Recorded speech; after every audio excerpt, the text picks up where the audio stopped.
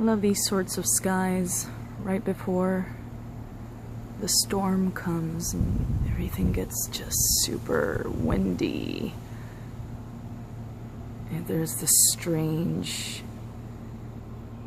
subtle stillness despite of how windy it is, and then